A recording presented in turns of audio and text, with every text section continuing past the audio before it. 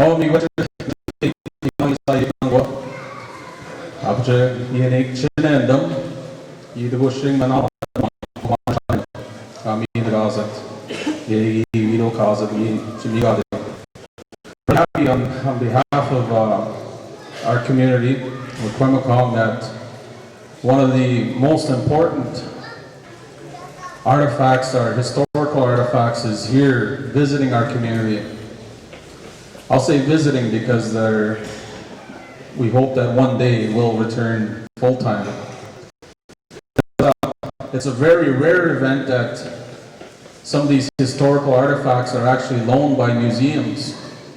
I would see what makes this day even more special is that this is a 1812 exhibit at the Canadian War Museum. So it's highly unlikely that any other community would get this artifact and being taken off a display and being brought to a community 8 hours away. And in fact, today we had a nice little laugh at the high school where we walked into high school together, both me and Eric and Alana, and we all said, "What are we doing?" "We're going for lunch," they said. So we said, "Okay, where are we going to put the stuff? Where are we going to put the sword? Where are we going to put all the other artifacts that we have?" So they said, "Well, we're going to put them up in the cafeteria. We're going to put them at the principal's office." So we said, "Well, go to the principal's office." So I sent Eric to the cafeteria. I grabbed the pelican case with the sword. He looked at me, gave me the puzzled look. He was ready to jump at me. But I grabbed it and walked away. So he did have a little trust in our community that we're here for the community, this artifact. But he was walking around after lunch wondering where I put the sword. I guess he's under strict orders for it not to leave his sight. But it is a special day. This artifact does demonstrate that we were allies.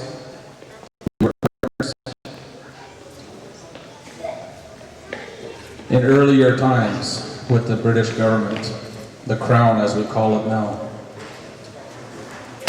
So somewhere along the line that partnership has been broken down, and we need these certain reminders to remind ourselves as well as our partners that these are historical events and we need to regain that partnership.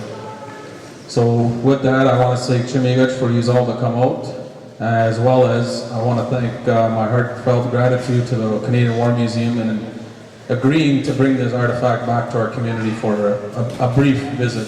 But I do know that when we did take it into the schools, all the kids' interest was, they were hungry for this information. And this is one piece. And as you can see on the side displays here, documentation that is ours. Those are our ways. And I was just reminded of that just briefly a little while ago, where we had some of our grandmothers who were walking around Mookmaanish, walking along the shore and praying for our community and praying for the water. And they just came in about 20 minutes ago, and it's reminders of who we are as Nishnabek. And I think that the more we can put that into our daily lives, the better we're going to be off. So how Chimigwech. We're going to ask the Mookmaanish Drum Committee if they would sing a welcoming song for that sword that is with us today. And we'd like to ask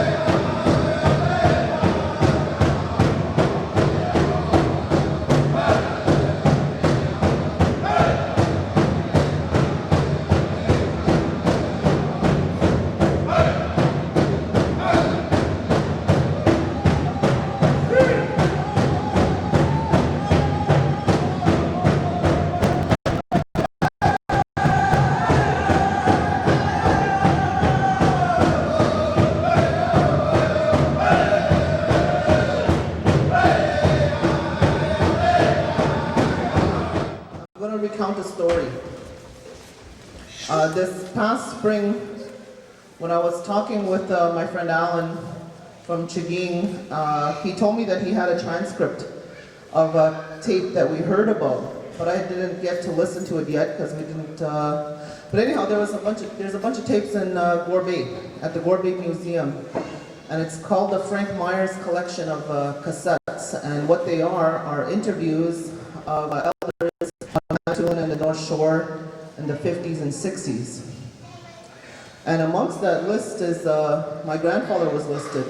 Actually, both of them were listed. I haven't listened to either of them yet, but there was a transcript of my grandfather, Michael Trudeau. Some of the older people here might remember him. People called him Chenault Twin. He died in 1970. So I actually never got to meet him personally. So I was really intrigued and wanted to read the story. Well, I'll read the transcript. He tells a lot of stories in there, but one of the stories he tells is about the War of 1812. And I was just, I wasn't sure what to think of it at first. Sat with it for a few days, read it and read it again. And then another one came across my desk by Samuel Zomick. And it was the same story. And then I heard that the boss gay man in Chaging recounted that same story. So I'm going to share it with you today. I'm going to share my grandfather's rendition of it. And yeah, I'll just start with it. He talks about 7 men. He calls them heroes. 7 heroes from the War of 1812, and they're all listed in the language. The leader of those men, his name was Nibakwam. And Nibakwam and these 7 men, what I get from it, they're the strategists. They came up with they developed the plan on how this is going to happen. But they were able to get everybody together, and they took over 300 men from this area, from Coldwater. They paddled down to Fort York, and they walked to Fort Detroit. Well, they walked to Windsor, around that area, and they met up with the general and the British allies, the people that they considered to be their allies. And the general asked them to fight with them. They had to defend a fort. So they're fighting the Americans, and there's native men from the United States fighting them. Indians they had never seen before. They said they had flat heads, they dressed very differently, and they fought them. And then they noticed that there was no more redcoats fighting with them. Only the Anishinaabe were there. So they stopped fighting and they left. They decided to leave. Well, if the British aren't fighting, why should we be fighting too? So they left. They got separated though in the chaos that ensued, and Nibakwam was separated from his men. And he was injured. So he went to and found a mishkika that he needed, and he healed himself. So with the medicine that he healed himself, and from that that evening he started walking again. And then he was reunited with the men, with the Anishinaabe men that he came down south with. And in the story, it's like, you could just hear them, right? Nibakwam, you're still alive. We thought you were dead. And he's like, no, I'm still living. They didn't kill me today. I'm still living. So they reconnect and they sit around this fire and they're all talking, and they're trying to figure out how they're going to get home, what they're going to do, and I guess relaying each other's stories about what happened over the day's events. And as they're sitting there around this fire, a British runner comes and meets them and says, the general would like to talk to you, Nibakwam, and bring your men. So they go and meet the general, and he tells them that he needs their help. He needs their help to win this. They need this fort. It's a very strategic fort. They need to win it back. And Nibakwam says, well, we're not going to help you because you ran. You fled. He doesn't outright call him a coward, but he tells him, essentially, that's what you are. You know, he tells him you fled. You have it in you to run. Like, you're not going to fight. So the general tells him, we'll do whatever you say. Whatever you say we have to do, we will do it. Please, please help us fight. So he tells him to get him a pipe that's never been smoked and a fresh plug of tobacco, and they will talk. So what he does is he takes that tobacco and the pipe and he smokes it with his men, these 7 heroes. So he tells him after they smoke that they will help him. They will help him fight, but he can't run. And he says, no, I won't run. He says, okay, well, you have to listen to us and just listen to our strategy. And he tells him what to do. So the general listens, nods his head, and says, okay. He says, well, I need you to feed my men.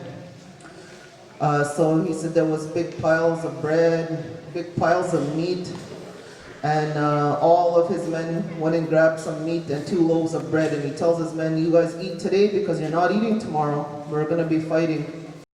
So they all sit down and eat, and then he goes and talks to the general, and he says, and what I need from you, he says, is I need you to stay in the bushes. Because you don't understand how to fight in this land, because this land belongs to us. We know the land and we know how to fight. But what he's referring to, what I get from that, is that the British soldiers fought in a very solid manner. They all fought in rows. They had rows of men, and they would all shoot from their muskets, and they would bend down, and the men behind them would shoot, and they would bend down, and the men behind them would shoot, and they're all reloading their muskets, and they're fighting an army that's doing the same thing.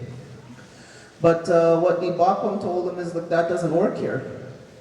So what I need you to do is I need you to stay up on the side, and you will help us when we give you help. He said, okay. So he says, I'm going to go talk to my men now. So he went and talked to the Anishinaabe warriors that were there, and he tells them, okay, this is what's going to happen. I'm going to send out 5 runners, and these runners, you guys are going to do, you guys are going to go count the tents outside of the fort. Because each tent had so many men. According to the story, it says there's 5 men in each tent. So he brings them back in, they come back in one at a time, and he asks them all the same questions. How many tents did you count, and how many sentries did you count? And they all come back with the same number. He says, okay, it must be true. So this is what we're going to do. So those 2 men over there, they're going to go, and each tent had 2 big poles on it. And the 2 big poles, we're going to have 2 men outside of each tent, and you are going to pull the poles down.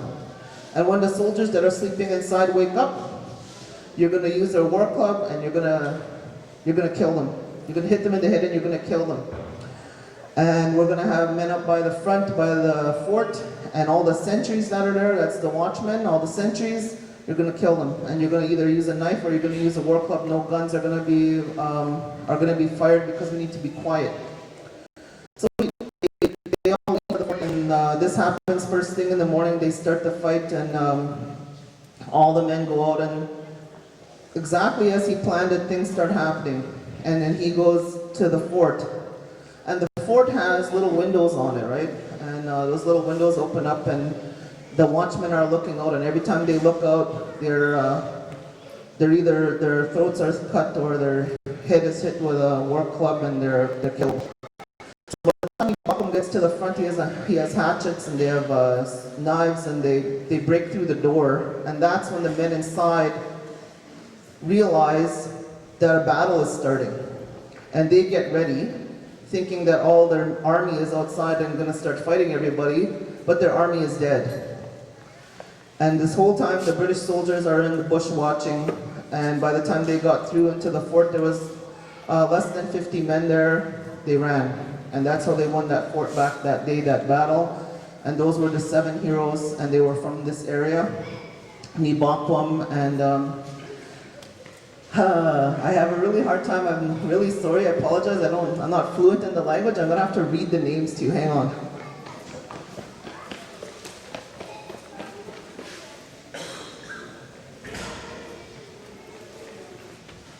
Okay. Nibakwam, that means night thunder. Ashkakagan, that means tired breast. Kademshe kikik, nighthawk. A tegege winene, that means a gambler. A nomsen, that means under the stone. Mishiganokos, and that means a hairy pool. And as I read through my grandfather's transcript, he talks about his maternal grandmother, her father, is Kedem Shekekek. So, just based on my grandfather's account, I know that I am descended from warriors that fought in the War of 1812. And it just blew my mind. And I know that most of the people in here are probably descended from these men that he talks about, or some of the 300 men that went with him to this one battle.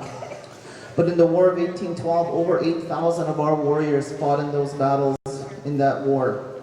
And they are not acknowledged in history books. Tecumseh was a Shawnee warrior. He was from the United States. He's not from this area. He's brown like us, but he is not one of us. What I think about is we can't worry about the Jagannath telling our story. We can't complain that the history books don't tell our story when the history books aren't written by us. So we need to do that ourselves, and we need to tell our own stories.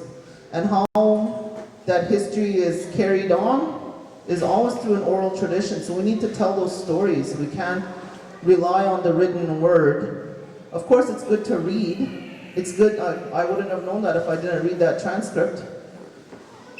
But we also need to tell those stories, because that's how we retain our own people's history. And my God, when I told stories, people were riveted. Nobody spoke. Everybody wants to know about it. Everybody's hungry for that information, and it just made me feel really good. I'm so proud of who I am. I'm proud of my background and all those people that came before me. I love being from Mookmaanish. I couldn't imagine being from somewhere else. So when the opportunity came to look for some funding to run this event, it actually has nothing to do with my job, in the sense that I'm not working on the War of 1812. When we come from such a magnificent place, when we have such a proud history, and you need to know that, I need to know that, and the people out there, they all need to know that. So we found some funding, and we hired a couple of university graduates. We should be encouraging our own people. So we have Naomi Reckley on staff now, as well as Kara Kennedy. Give them a big round of applause.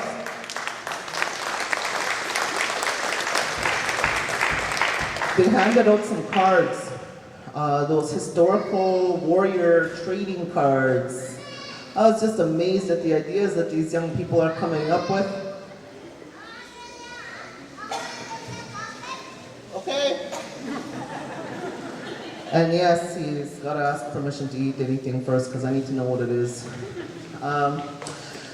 But they came up with this idea, and it's just a really fantastic idea. It's quick information, but it gives you an idea of some of the accomplishments of our people. If you think about all of the things that our people accomplished that are not written in those history books, but you pick it up even off of these cards, that is just the beginning. It's just the tip of the iceberg. There's so much going on in our past that we need to carry forward. Our people need to understand that we weren't just silent bystanders watching Canada be built. We were actually a part of it. Whether or not it worked out in our favor at that point, we can't worry about all of that. The only thing we can worry about is moving forward in a good way. So in case you don't know, I do work for the Islands Claim Office, and we are currently fighting for recognition of what Mookmaanish believes, and I'm sure what you all believe, that what happened in 1862 was a farce, and that the properties belong to us. We're not asking for anything that doesn't already belong to us. We're just going to reaffirm it. So the more that people understand that, the better off we are, the faster we can move ahead. And I'd like to take the opportunity at this point, I think, to invite Mitchell Manitowabi up. Chief Mookmaanish was one of the warriors at that war, and that's what kind of the catalyst of this whole event was, is the sword that is here.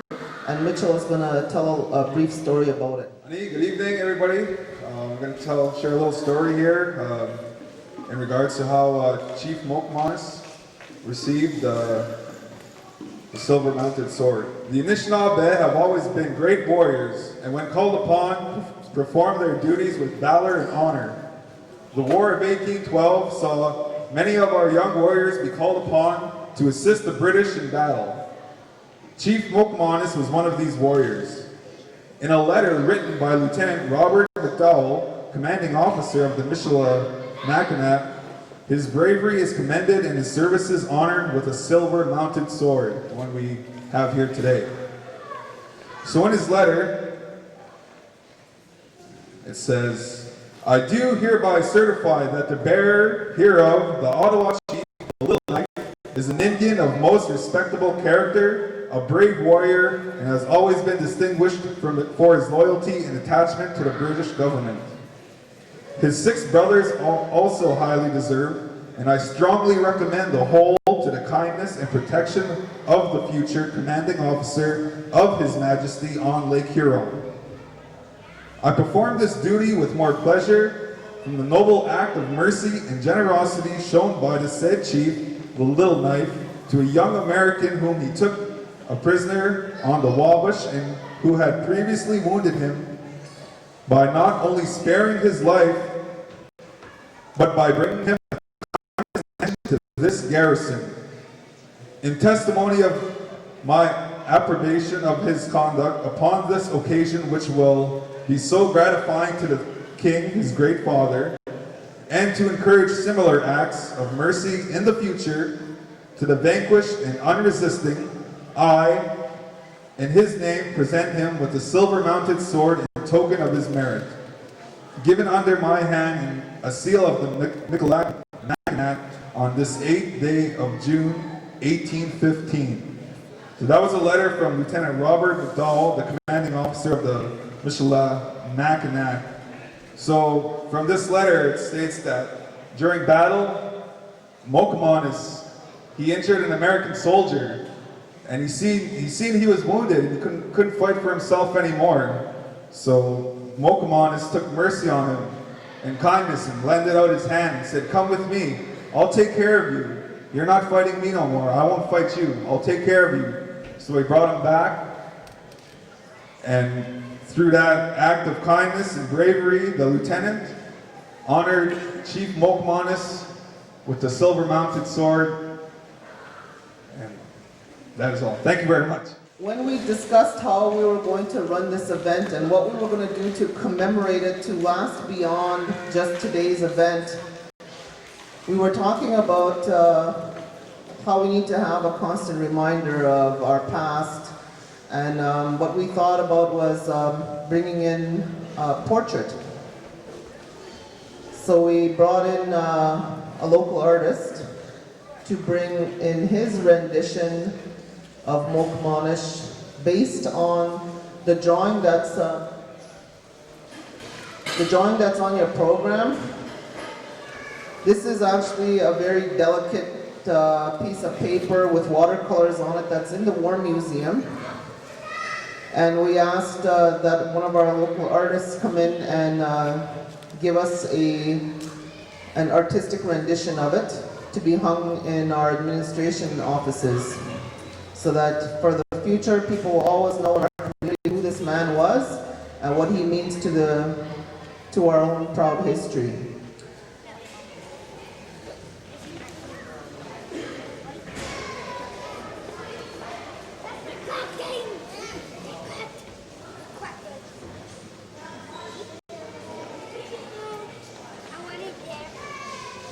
We'd like to call up the Knoshmake family, if they can come stand up over here, and so that way we can get some nice pictures.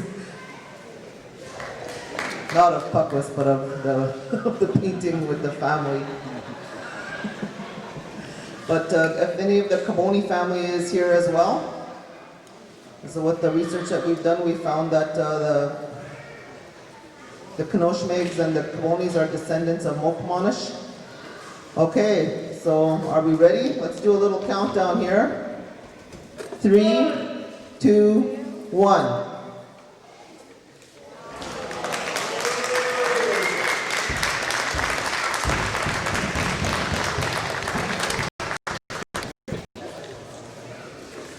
This painting was done by Josh Pelche, and we're going to, we do have a framing in process, but it hasn't been done yet. And we'll have it mounted and, or framed and mounted and put into the band office or somewhere in the administration building.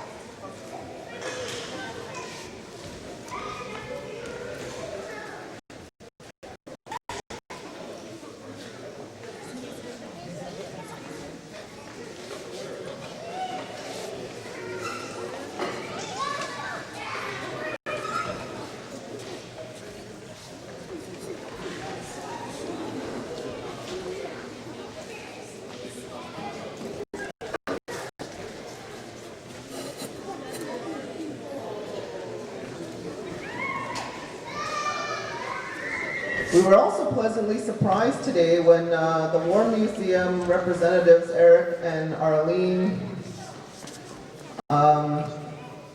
notified us that they have a gift for the community as well. So we'd like to invite them up to come and present them. Good evening, ladies and gentlemen. Chief Pelche, thank you very much for inviting us into your community. My name is Eric Fernberg from the Canadian War Museum, and my colleague Arlene Doucette.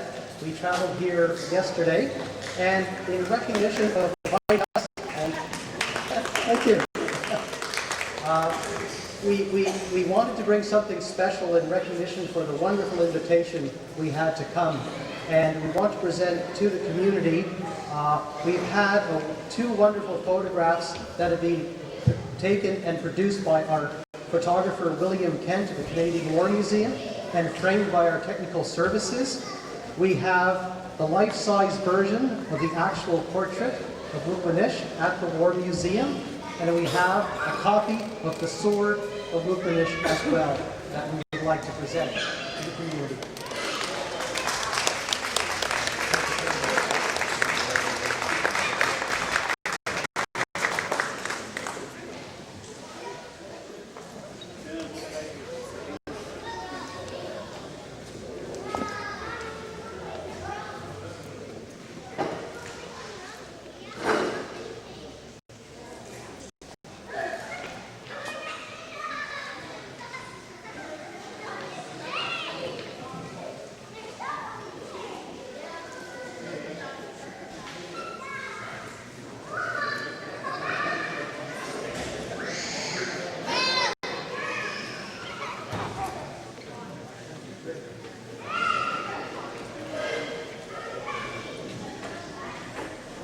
Miigwech. One more round of applause for the War Museum staff.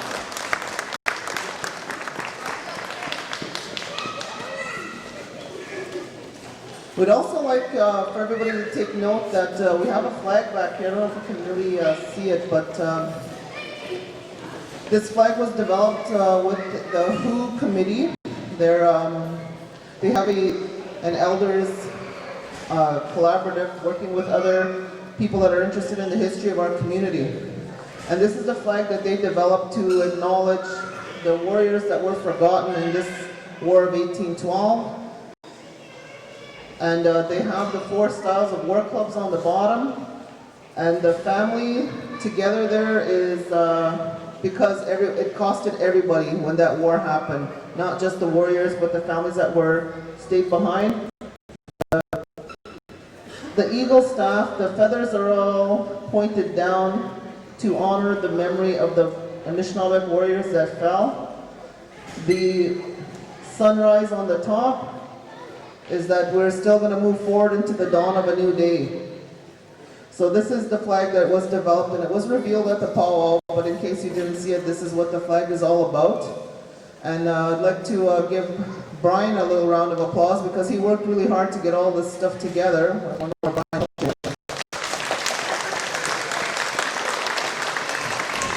He also got some replica war clubs done.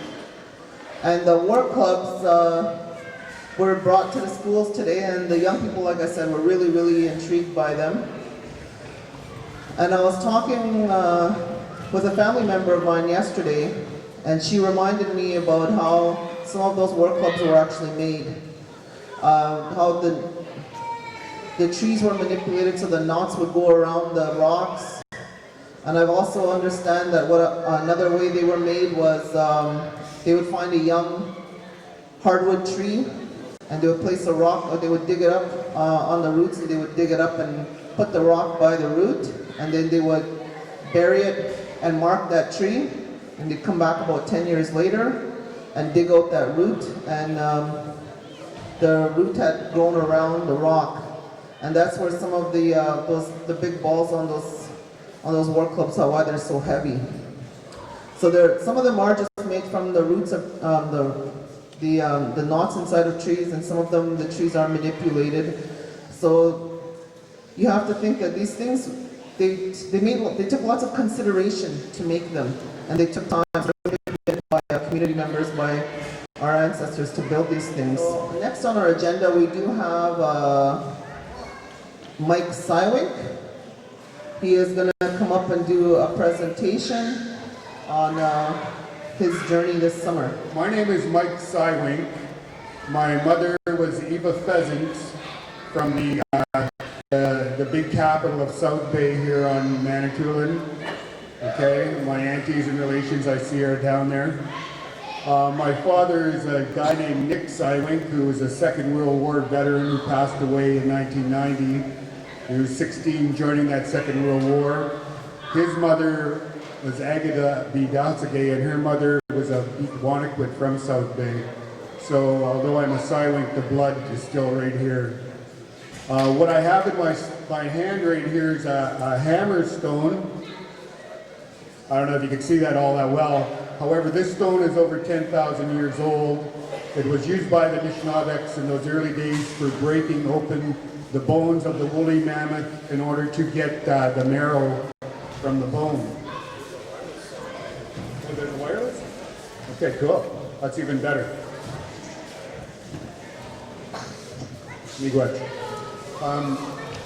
So the images that I'm going to talk about is, first off, I had got a grant from the Ontario Arts Council to do a journey of rejuvenation. So I wrote the grant with the auspices of following a migration path of the Odawa. Now the Odawa, as we know, went everywhere once they left Manitoulin. When I was growing up in Whitefish Falls, my relations used to tell me that they went from here out to the foothills of the Rocky Mountains, down to the Gulf of Mexico and beyond. So just 1 minute. We'll have to go under presentation number 2. And you'll have to turn down the sound because I got a backtrack on it. You go ahead.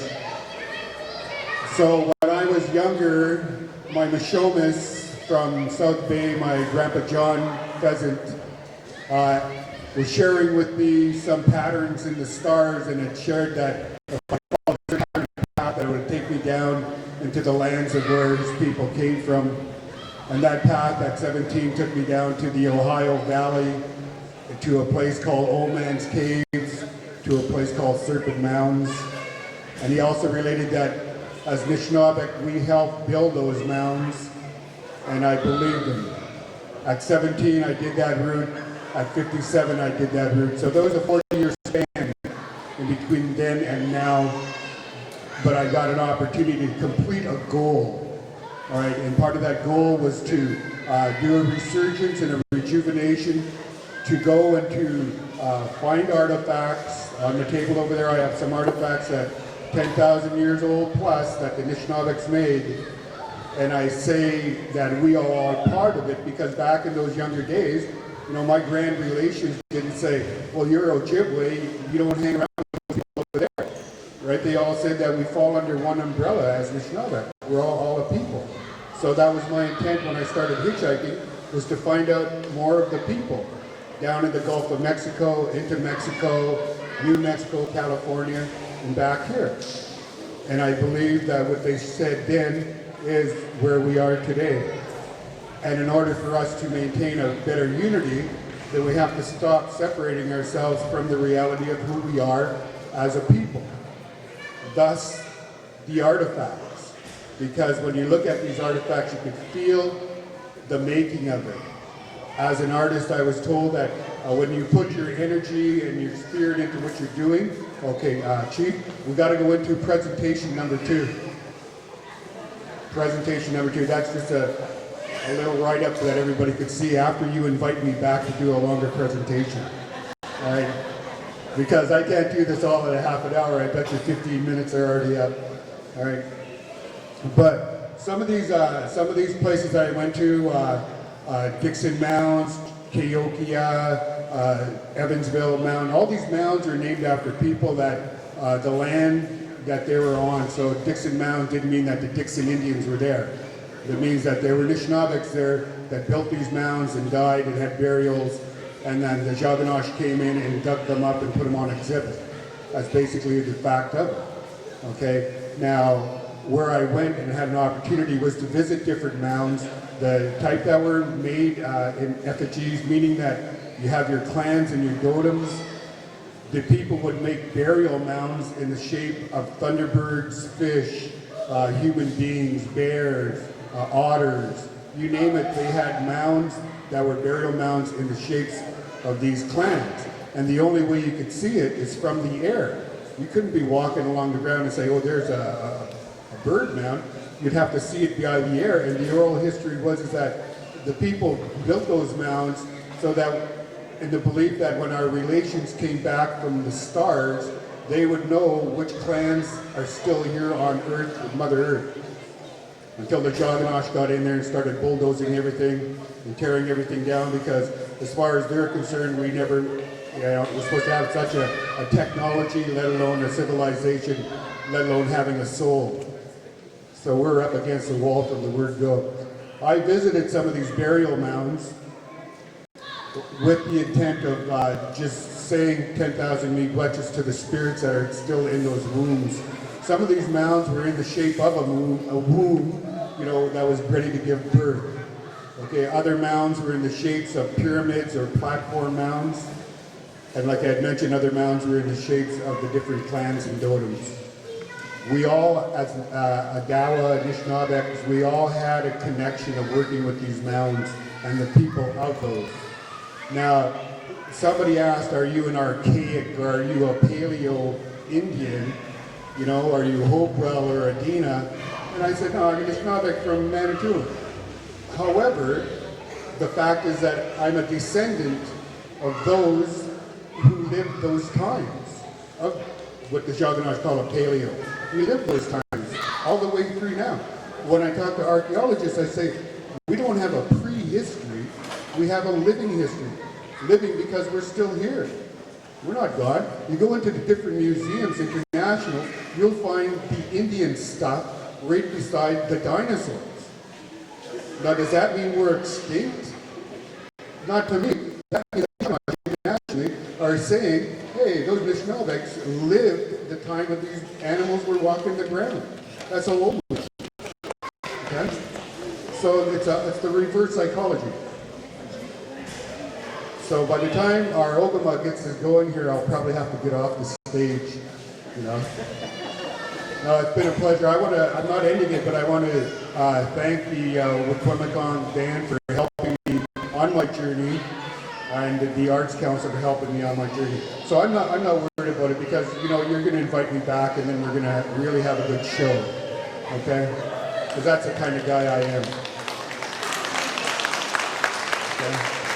So there's other things that I want to share with you. That repatriation is a form of legality where different institutions give back the remains of your ancestors so they could be reinterred.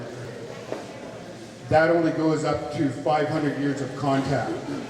Okay, now we've been around here for a heck of a long time. What about our relations that are 2,000 years old? Okay, that's what I'm looking at, is how do we get these relations reintered back into the womb of Mother Earth? Well, since I'm an artist, I go out there and I see a lot of things. And so when I see everybody that is, lighting up their pipes and asking the spirits for help and all this, the one thing is that, have they ever stopped to listen to the spirits asking us for help? and those spirits are the ones that are locked up and incarcerated in collections, in storage collections, in museums. And I believe that once we as the people work together under one umbrella in order to make a united front amongst all First Nations here on this side of the international line and in balance with our relations south of the border, then we'll have something done about getting these relations back into the earth. Because, you know, you can only go so far working in one world, but if you're not balanced in both worlds, you know, you're SOL, so to speak. Okay. So, sorry, Chief. Yeah, and that's probably part of the problem, is the fact that my computer that I was using could have been a little bit too advanced for the system that I'm working on right here, for not to, or in the senses of how the spirits work, they're probably just saying, look, Mishan, just hold off, wait until you get another time by the Ogama to come in and give the people a couple of hours of imagery. I like to fish, though. Right. So outside of that, I mean, if you want to come by and talk to me, that's great. I don't want to take up too much time because time is of the balance. So for now, 10,000 miigwechos. We're not looking at the War of 1812 as a question of who won. Our exhibit was to look at how it affected everybody. How was the war viewed from different perspectives? So we investigate the War of 1812 from the perspective of the Americans, from the view of the British, the Canadians, and the First Peoples. All of these themes are integrated into the exhibit, and all have themes in terms of geography, warfare, brutality, politics, that are main themes in the museum worked into the exhibit. You can see here, oh, this one back underneath? You can see here, I can't go back. Well, what we had up there was a picture of one of the exhibit cases from the British section. This, I wanted to show everybody, is where we have the Mookmaanish sword. When you come into the exhibit, there is a central orientation hub that allows the visitor to learn right away of the four perspectives. So they are featured artifacts that when you come in, it is the first thing you're going to see. In the case here, where we talk about the Canadian War, Mookmaanish sword is involved in the story of how Canadians, Canadian militia, Canadian regulars, and First Peoples fought together to defend against American incursions into what we now call Canada. So you can see right here the sword prominently displayed when you come into the exhibit. I put up there, just to give you an idea, we've already had 75,000 visitors since we've opened who've come to see the exhibit. That tells us that the sword has been viewed by 75,000 people coming to the museum. That, for us, is just wonderful. The sword is on permanent display, so we have not only for our special exhibit with 75,000 visitors, but if we are having 450,000 visitors a year, you can imagine how many people have had the opportunity to share and look at the sword. Yeah. So I just wanted to talk a little bit about the sword. People always ask, well, what is it? What type of sword is it? Where was it made? You can see here in the image that we have the sword across his lap with the leather traces to the belt. On the sheet, which you'll see, which we have, there are suspenders where the sword would be hung along the side. This type of sword was one that originally had its origins in Hungary. And over the years, the British looked at this Hungarian type of sword and incorporated it into their cavalry. So the style and the look is originally of Hungarian descent, adopted by the British. And I'll show you the next one over. So I just wanted to, I have a couple of other pictures, comparison, but I just wanted to talk about a couple of things. It is a presentation sword. It is not a sword used for combat.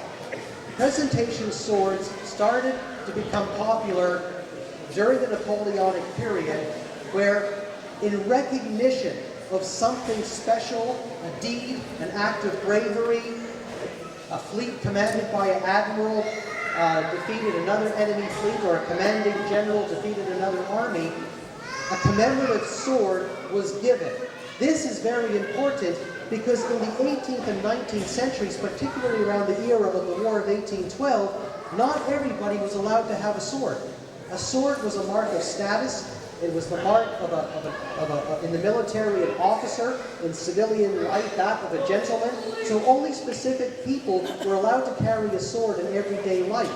So to actually be given a sword as a token of respect was a high honor indeed to have this conferred upon you. When I say what type of sword, again, the actual specifics is it's a little bit of a hybrid between what's called a light cavalry sword and an 1803 light infantry sword. Now, this may sound like, oh, Eric's being very technical, but when Mrs. Trudeau was talking about the warriors and working as fast-moving soldiers who didn't fight the British way, this was a technique that was taught by First Peoples earlier, and British soldiers were so influenced by it that in North America they founded what was called the light infantry. Quick, fast-moving infantry who didn't waste time lining up in rows. They moved fast, they hit fast. Their officers carried this type of sword and that style of sword. The regular infantry soldiers who stood in line had a different style of sword. But the light infantry officers, they like to have the curved blade known as a saber, and this is the type of sword that Mookmaanish was presented with, is this sword traditionally carried by light infantry soldiers. So it recognizes, and it's really neat to recognize that the type of sword is befitting the type of warfare that is represented. And where was it made? Well, it's really neat. The sword, when they talk, you heard the word silver mounted. All of the fittings, except for the steel blade, are made in sterling silver. And by law back then, and even today, sterling silver has to be marked with hallmarks. Those hallmarks attest to the quality of the silver, the content of the silver, and where and when the object was made. Because when you're buying silver as a precious metal, just like gold, you have to know the specifics. So on the sword, when we invite you to come over and look, we'll be happy to show you those hallmarks. On those marks, we know that the sword was made by George Thompson, who was a cutler operating in London, England, in the time of the War of 1812. We know that it's sterling silver. We also know that it's made in London, and we also know that because of there's an S on it, that it is made in 1813. So we're able to date the sword absolutely from that time period. Not only that, you heard the story of how the sword was presented. That information comes directly from a letter that was wrapped around the scabbard of the sword. Because it was wrapped and dried, it couldn't be opened until it underwent conservation to humidify the letter, relax the fibers so we could flatten and read the content. This is the actual letter that was wrapped around the sword and has been humidified. The text that was read earlier is all written there in the hand of Robert McDowell.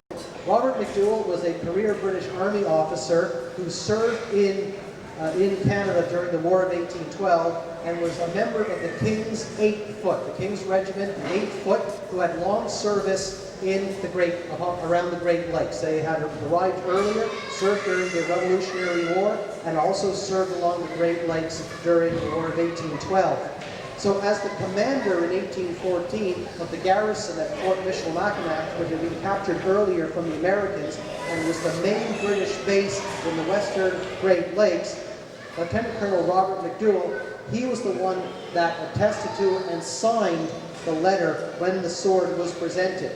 In the text, the letter was presented, McDowell presented it on behalf of the King of England, who at the time was King George III. On the reverse of the letter, there is another signature, which is signed by Sir John Johnson. Sir John Johnson was a loyalist officer during the Revolutionary War who had raised a regiment to fight against the Americans. The regiment is called the King's Royal Regiment of New York. And Sir John Johnson, of course, being a loyalist, had to come to Canada after abandoning his home down in the United States. And Sir John Johnson was head of an organization, part of the British government, called the British Indian Department, that operated in North America. It was a group of officers who were to act as liaison between First Nations allies and the British Crown. So when they needed gunpowder, musket flints, equipment, all of the logistics to operate in the field alongside the British Army and the Canadian militia, Sir John Johnson had his headquarters in Montreal and organized all of the support and logistics through his officers with First Nations allies. Sir John Johnson signed the reverse of the letter endorsing, again, the sword to Mookmaanish. So I just wanted to like when we worked in museums, we're always interested in looking at the objects and learning more about them. But also, when we were looking at the portrait, we noticed a few interesting things I wanted to share with you. I'm going to show, in addition to the actual sword, which you can see here, and the details, we don't know the artist who did the original portrait. But it's interesting to see that they were quite detailed in what they drew. And when you take a look at the portrait, and you see the silver mounting on the scabbard, on the original, the detail is just incredible. So I looked at the portrait to learn a little bit more and see, well, what other items are there on his clothing from the British Army or the Canadian militia? And this is really interesting. We looked at it, and you can see behind the crucifix, there's the round medal. This is an example you can see on the side from the Canadian War Museum. It's one of our examples that we have, and is actually on exhibit. These are not the effects of Mookmaanish. The sword is, but these items I'm going to show you are not. But we just wanted to show you, as those who are involved in material culture, when we look at a portrait and we relate it back to actual artifacts to see what's there. And when you see the drawing of the medal, we believe it would be one of the King George medals gained for service during the War of 1812. And that again would be in solid silver. Another thing that we picked up on is the gorget. If you look at the portrait, he has two gorgets. The gorget is worn by British officers as a mark of rank when they're on duty. They could either be gold or silver. And the portrait, he's got both. So we wanted to show a detail here that you can see. The artist, if you take a look, has seen the GR, the wreath, and the crown. The GR is the mark of King George III. British military insignia and accoutrements at this time period were highly marked with the royal emblem of the king. And the artist has picked that royal emblem perfectly up. And we just found that absolutely fascinating. And another object we have as well is the portrait. He's got an epaulette, an officer's epaulette on each shoulder. We have an example from the collection of the War Museum that shows what the epaulette would actually look like, and those were made of fine, thin gold wire. So a junior officer would wear one epaulette, but senior officers always wore two, and we love to see on the portrait of Mookmaanish that he's got the epaulettes of the senior officer, one on each shoulder. It's just wonderful.